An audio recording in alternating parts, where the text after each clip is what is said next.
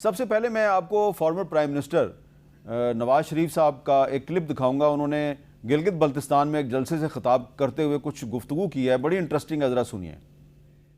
یہاں کہہ رہے ہیں کہ جی ہمیں پیسہ جو ہے وہ NFC سے ملنا چاہیے, نیشنل فائنانس کمیشن سے ملنا چاہیے. 2017 کی اگر کمیٹی ہم نے بنائی تھی یہ کام اس وقت ہو گیا ہوتا. مجھے آپ نے دیس نکالا کئی دفعہ دیا ہے, مجھ سے گلہ نہ کرو. یہ گلہ میں سننے کو تیار نہیں ہوں, کیونکہ یہ قصور آپ کا بھی ہے کہ آپ نے مجھے سے بندے کو دیس نکالا کیوں ہونے دیا, کیوں مجھے ملک چھوڑ کے باہر جانا پڑا, کیوں جیلوں میں ڈالا گیا. سارے سٹیک ہولڈرز کو بٹھائیں گے اور بٹھا کے انشاءاللہ اس کا حتمی فیصلہ کریں گے جو انشاءاللہ آپ کے انٹرسٹ میں ہوگا. تو نواز شریف صاحب جو ہیں وہ 2017 میں ابھی تک ان کی سوئی اٹکی ہوئی ہے, اور وہ کہہ رہے ہیں مجھے کیوں نکالا. اور شاید وہ جانتے ہیں یا نہیں جانتے کہ اس وقت جو پرائم منسٹر ہیں شہباز شریف صاحب وہ ان کے سگے چھوٹے بھائی ہیں. اس وقت جو چیف منسٹر پنجاب ہیں مریم نواز شریف صاحبہ وہ ان کی سگی بیٹی ہیں. اسحاق ڈار صاحب بھی جو ہیں ان کے قریبی عزیز ہیں, وہ ڈپٹی پرائم منسٹر ہیں. تو ڈاکٹر طارق فضل چودھری صاحب, وہ گلگت بلتستان کا جو الیکشن ہے اس نے ایک سوال کھڑا کر دیا کہ نواز شریف صاحب جو ہیں وہ ابھی تک 2017 کے واقعات کی بنیاد پہ کہہ رہے ہیں مجھے کیوں نکالا. ابھی تک ناراض ہیں وہ پاکستانی عوام سے. بسم اللہ الرحمن الرحیم. میر صاحب اس میں کوئی ناراضی کی بات نہیں ہے. میاں نواز شریف صاحب نے ابھی جو آپ نے ان کا کلپ دکھایا ہے انہوں نے اپنی ذات کی بات نہیں کی, بیسیکلی انہوں نے سسٹم کی بات کی ہے. یہ سسٹم جو بڑا سموتھلی سے چل رہا تھا جب وہ پرائم منسٹر تھے 2013 سے لے کے 2017 تک, تو اس دور میں پاکستان کے جو معیشت سے لے کے انٹرنیشنل کمیونٹی ہر طرح پہ جہاں آپ دیکھیں گے پاکستان کی ترقی تھی, پاکستان کی خوشحالی تھی, اور عوام جو ہے وہ مطمئن تھے, ان کے جو طرز زندگی ہے اس میں بہت زیادہ آسانی تھی. لیکن جس طرح پھر میاں صاحب کو نکالا گیا, وہ ظاہر ہے وہ آج بھی عدلیہ کی اس کے اوپر ایک کوشچن مارک ہے ان کی انصاف کے اوپر. جیسے ذوالفقار علی بھٹو صاحب کی پھانسی جو ہے اس کو تو خود ٹرن ڈاؤن کیا ہے آج اس فیصلے کو سپریم کورٹ نے, یہ بھی ٹرن ڈاؤن ہوگا کسی وقت, آپ دیکھیں گے. تو وہ یہ بات کر رہے ہیں کہ اگر سسٹم میں کنٹینیوٹی رہتی, تسلسل رہتا, تو آج یہ چیلنجز نہ ہوتے. آج آپ NFC کی بات کر رہے ہیں, اس میں حصے کی بات کر رہے ہیں, تو یہ ساری چیزیں تو ہم 2017 میں ہم ان کے آرڈرز کر چکے تھے, تسلیم کر چکے تھے آپ کے یہ مطالبات. اور باقی میاں نواز شریف صاحب کی اس وقت آپ نے کہا شہباز صاحب پرائم منسٹر ہیں, محترمہ مریم نواز شریف صاحبہ چیف منسٹر ہیں پنجاب کی, تو اللہ کا شکر ہے. طارق فضل چودھری صاحب وفاقی وزیر ہیں.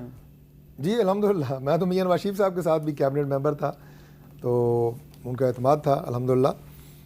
تو اس وقت دوبارہ ہم کوشش کر رہے ہیں کہ ترقی کے اس سفر کو, پاکستان کو بہتری بنانے کے اس سفر کو دوبارہ جاری و ساری رکھیں. چیلنجز ہیں بیچ میں, ظاہر ہے جو دور آیا اس کی مثال سب کے سامنے ہے کہ اس میں بہت زیادہ چیلنجز پاکستان میں ان میں اضافہ ہوا. اور ملک جو ہے جب عمران خان صاحب کی حکومت جس وقت گرنے لگی تھی, جب ووٹ آف نو کانفیڈنس تھا, تو اس وقت کیا بات ہو رہی تھی کہ پاکستان جو ہے خدا نخواستہ ڈیفالٹ کرنے جا رہا ہے, اور دن اور ہفتے گنے جا رہے تھے. تو آج وہاں سے آج کے پاکستان کو آپ دیکھیں, اور بالخصوص جو پچھلا ایک سال گزرا ہے اس میں مارکہ حق کی کامیابی ہو یا پاکستان کی یہ جو سفارتی کامیابی بین الاقوامی سطح کے اوپر ہو, اس نے تو پاکستان کو ایک نئی شکل, نیا رنگ دے دی ہے. اور یہاں سے ان کامیابیوں کو ٹرانسلیٹ کرنا, پاکستان کے انٹرنل ایشوز کو سیٹل کرنے کے لیے, یہ ہمارا چیلنج ہے جس پہ پرائم منسٹر شہباز صاحب ہیں, میڈم CM کا نام آپ نے لیا, فیلڈ مارشل سید عاصم منیر صاحب. تو یہ ایک جوائنٹ ایفرٹ ہے, اور دیکھیں گے آپ انشاءاللہ کہ پاکستان جو ہے انٹرنلی بھی سٹیبلائز بھی ہوگا, معیشت بہتر ہوگی, اور ملک میں انشاءاللہ ترقی ہوگی. جی شہرام ترکی صاحب, یہ جو گلگت بلتستان کا الیکشن ہے اس پہ کافی کویشچنز بھی کیے جا رہے ہیں, اور بجائے کہ تحریک انصاف جو ہے وہ سلیکشن پہ فوکس کرے, تو اب ایسا ہم دیکھ رہے ہیں کہ خیبر پختونخوا میں آپس میں اختلافات کی بہت خبریں آ رہی ہیں. دیکھیں دو چیزیں ہیں, شکریہ حامد میر صاحب. ایک تو خیبر پختونخوا میں گلے شکوے چیف منسٹر سے ہو سکتے ہیں, نارمل ہیں, ہمارے آپس میں بھی ہوتے ہیں, لیکن وہاں پہ کوئی فارورڈ بلاک نہیں ہے. یہ آپ کو ٹائم ثابت کرے گا. اور ہم بہت سارے MPA سے ملے ہیں, ہم نے آپس میں میٹنگ بھی کی ہے, اور یہ عمران خان کا ووٹ ہے اور عمران خان کی حکومت ہے. سہیل افریدی عمران خان کی چوائس ہیں, تو یہ بڑی کلیئرٹی ہے وہاں پہ, اس میں کوئی دو رائے نہیں ہے, اور کوئی غلط فہمی میں نہیں کسی کو ہونا چاہیے. تو وہ ایک ایشو بنایا جا رہا ہے, لیکن کچھ ایشو ہوگا نہیں. جہاں تک گلگت بلتستان کی بات ہے, دیکھیں بڑے افسوس کی بات ہے. میں کہتا ہوں کہ نواز شریف صاحب ابھی اپنی تقریر کر رہے تھے, وہ خود سے کیوں نہیں گلا کرتے کہ اگر آپ کو 3 بار نکالا, آخری بار جب آپ کو نکالا تو آپ پینما لیکس میں گئے تھے, جہاں پہ آپ جواب نہیں دے پائے کہ آپ کے پاس یہ آپ کے ایسٹس اور یہ ساری چیزیں یہ کہاں سے آئی ہیں؟ نہیں وہ پاناما لیکس میں نہیں گئے, وہ گئے تھے جی کہ آپ اپنے بیٹے سے تنخواہ کیوں لیتے ہیں. تو پاناما لیکس تو پیچھے رہ گئی تھی نا, وہ تو ایک اکاما لیگ تھی, اکاما لیگ میں گئے تھے. چلیں اکاما لیگ میں گئے, پاناما لیگ سے شروع ہوا, کیا نام, اکاما لیگ میں گئے.